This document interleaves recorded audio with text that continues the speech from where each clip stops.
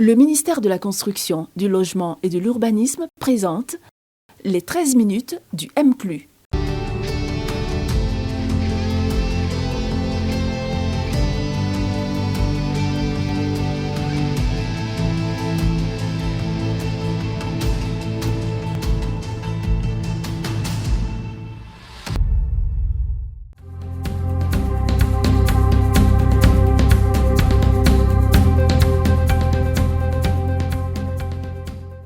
Monsieur Kome Bakari a utilisé une procuration signée en 2017, 6 ACD, sans être inscrit ni au ministère dans le guide, ni dans le village de Logobité.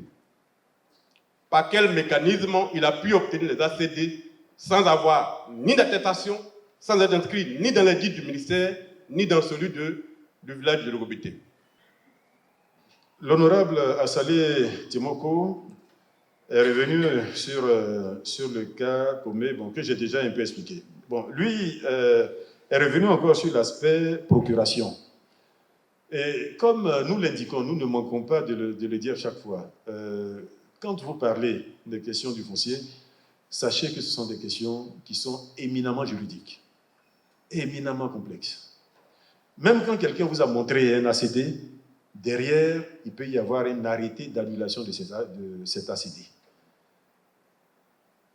Donc, ne prenez jamais pour argent comptant le seul document qu'on vous montre.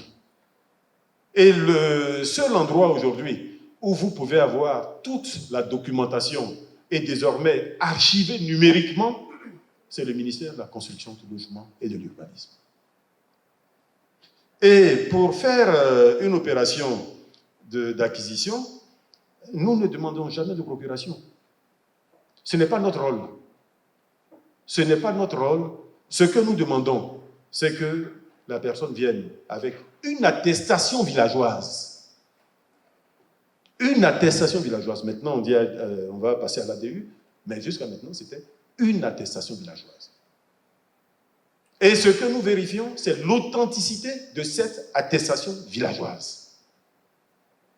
Maintenant, si pour avoir cette attestation, il a dû avoir une procuration de certaines personnes, parce que, vous savez, c'est très complexe, le secteur. Souvent, les lotissements font appel à des urbanistes, font appel à des géomètres, font appel à des aménageurs, etc.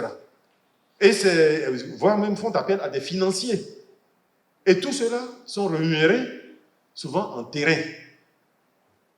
Ils sont rémunérés en terrain. Et évidemment, comme ils fonctionnent en équipe, ils peuvent mandater l'un des leurs. Mais nous, ce n'est pas ça que nous regardons. À la fin, ce sont les attestations qui vont nous être présentées. Donc, si la communauté villageoise accepte de leur donner 50 terrains, 40 terrains, et que les attestations sont dûment signées par le chef de village, nous les prenons en compte. Voilà. Ce que nous vérifions, c'est est-ce que le nom qui est sur l'attestation est bien le nom qui est sur la carte d'identité qui est présentée par la personne. Et même là, on peut faire un débat sur l'authenticité de la carte d'identité. Nous, depuis 2 ans, nous avons une borne de l'ONESI à notre guichet, donc qui permet de vérifier. Mais avant cela, celui qui faisait la vérification, c'était à vue d'œil. Et il se trouve que la carte d'identité qui a servi à délivrer cet ACD à cette personne, cette carte d'identité était authentique. Donc là, ça nous remet sur un autre terrain. Mais ça, ce n'est pas le mien. Ce n'est pas le mien. Donc, je peux assurer que les documents qui ont été fournis pour délivrer les arrêtés de concession définitive à la personne concernée étaient authentiques, étaient conformes à nos procédures. Et nos procédures ne parlent pas de procuration, donc je ne sais pas d'où ça sort et je ne sais pas ce que c'est, je ne sais même pas à quoi devait servir cette procuration. Ça ne fait pas partie de nos exigences. Il a dit sans être inscrit ni dans le guide du village, ni dans le guide du ministère. Bon, c'est impossible. C'est impossible. Comme je vous l'ai dit, il y a eu plusieurs guides. Et je peux même vous dire, vous avez, je pense, vous-même enquêté sur cela. Il y a l'un des guides qui a fait l'objet d'arrachage de certaines pages. Et ça, nous l'avons constaté. Mais ce guide-là, ce n'était pas chez nous. Ça aussi, il faut le dire. Les guides sont gérés par les communautés villageoises. C'est important de le dire. Les guides sont gérés par les communautés villageoises. Une fois que le guide a été établi, qu'il a été authentifié, il est remis à la communauté villageoise. Et malheureusement, nous avons compris le jeu. Nous avons compris le jeu. Un client arrive, on lui montre le guide avec son nom bien inscrit. Et puis quand il s'en va, bon, la page en question est retirée et ça permet d'inscrire quelqu'un d'autre sur la même page et puis quelqu'un d'autre achète.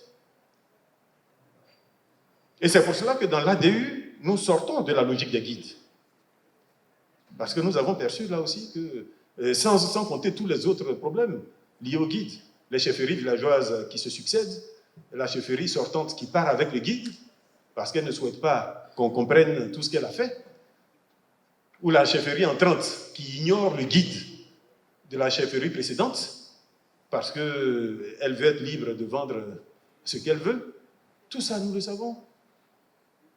C'est pour ça que vraiment sur ces questions-là, encore une fois, je vous prie, soyons très prudents et surtout quand les questions sont devant la justice, laissons la justice et la police faire. Je suis le président du foncier urbain. Monsieur le Président, c'est à ce titre que je voudrais faire une proposition de faire deux remarques. La première proposition que je voudrais faire, comme ça se passe au niveau de l'assurance automobile, les accidents, il faut qu'on pense au niveau du ministère de la Construction, de l'Habitat et du Logement, à mettre un fonds en place pour permettre de régler ces problèmes qui indisposent nos populations, qui sont déguerpies, ou dont on détruit les maisons. S'il y a un fonds qui est mis et c'est une des suggestions que les chefs nous ont faites, pour voir comment est-ce que le ministère peut accompagner ces personnes sinistrées. La deuxième chose, Monsieur le Président, l'État est responsable de plusieurs attestations villageoises. Parce qu'aujourd'hui, quand vous prenez le problème de Gorobité et d'Abobo Baoulé, Abobo Baoulé se dit propriétaire de la terre où se trouve Gorobité. Que Gorobité n'est qu'un campement d'Abobo Baoulé. Comment un campement peut rivaliser avec le village mère? Et c'est ce qui fait que chaque entité dans son coin délivre un papier. Il délivre un papier. Gorobité délivre un papier. Abobo Baoulé dit c'est lui qui l'a installé. Et ça pose ce problème-là. Le problème de campement. L'honorable Frébeau,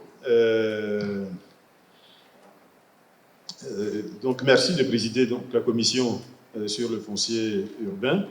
Nous tiendrons à votre disposition pour y travailler. Jusqu'à preuve du contraire, hein, l'État aujourd'hui indemnise tous ceux qui, à un moment ou un autre, se sont vus retirer leur droit de propriété.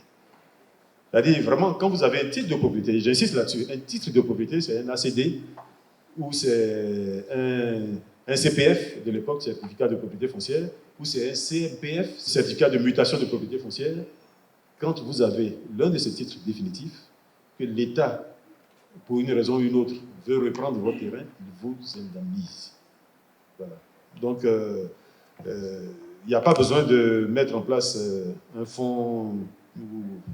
Enfin bon, je n'aurais pas plus l'État, mais comme l'a dit Monsieur le Président, on va attendre que vous nous donniez tout le fond de votre pensée et on y répondra. Et vous avez dit également que l'État est responsable des terres. Comment les campements peuvent rivaliser avec un village?